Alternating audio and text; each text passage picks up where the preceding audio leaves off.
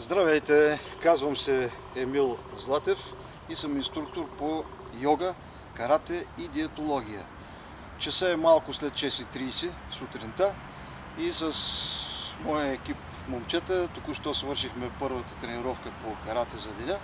Аз останах в морската градина на град Варна, за да заснемем кратък клип, който да бъде ваш помощник и учител в справяне с болките в гърба, високо в гърба и раменната област и тила. Наричам този комплекс и подхода към себе си, когато отиваме към истината, съкратено КОКИ. Този комплекс е важен с това, че той дава възможност на тялото и на нас самите да се усетим като част от окръжаващия ни свят и природата. И така да започнем.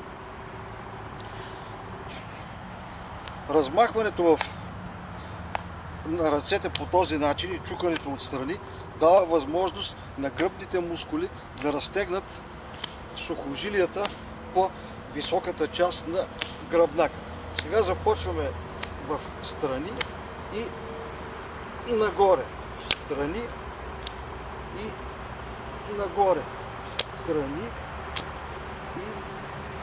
и нагоре. Страни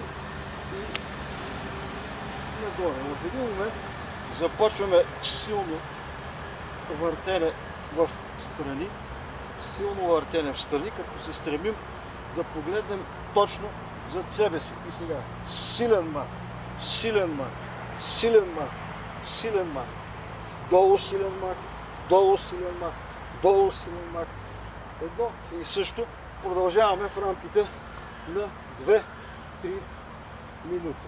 След това прибираме корема и започва въртене на раменете напред и в един момент назад. Напред и назад. В един момент дигаме раменете, опитваме да ги приберем назад и раздвижваме шията назад. Високо, брадичката е високо. По този начин се получава едно компресиране и изцеждане.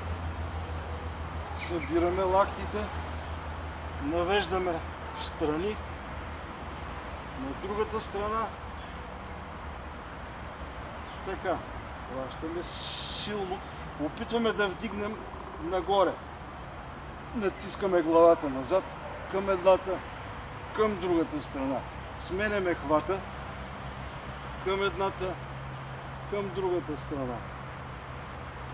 Опитваме да наведем надолу, като силно избутваме китките напред. И броим до 10. 1, 2, 3, 4, 5, 6, 7, 8, 9, 10. Левия крак назад, ръцете нагоре. Броим до 10. 1, 2, 3, 4, 5, 6, 7, 8, 9, 10. Смяна на краката. Още веднъж.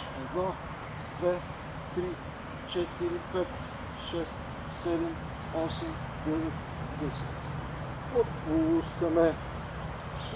Много е важно, когато правим тези упражнения, да не изтърваме корема. Значи, да не изтърваме корема напред, защото корема е важен за работата на гръбнака, а корема винаги да е прибран.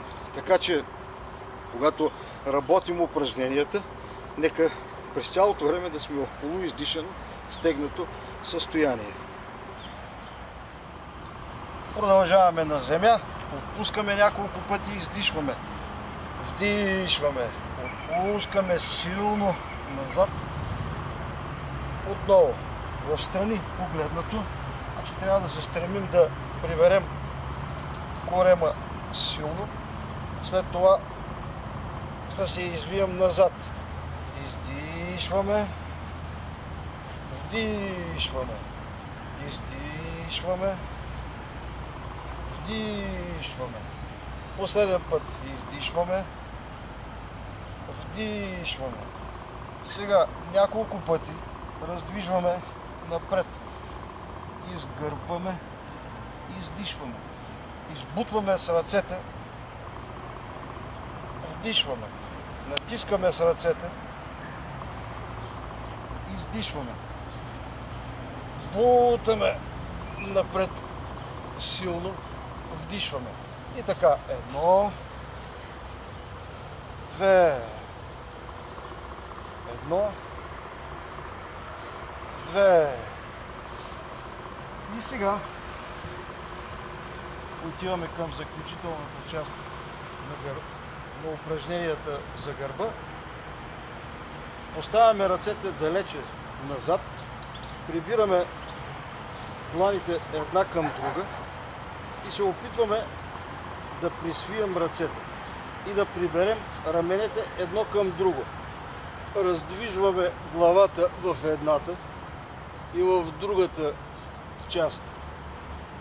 Изтегляме ръцете още назад и още веднъж на едната, на другата страна, на едната, на другата страна. Подпираме дланите или юмруците и се опитваме да извадим плешките. Едната, другата, едната, другата, едната, другата. Ако не можем да извадим плешките, всъщност поне се опитваме да се изгърбим. Когато се изгърбим,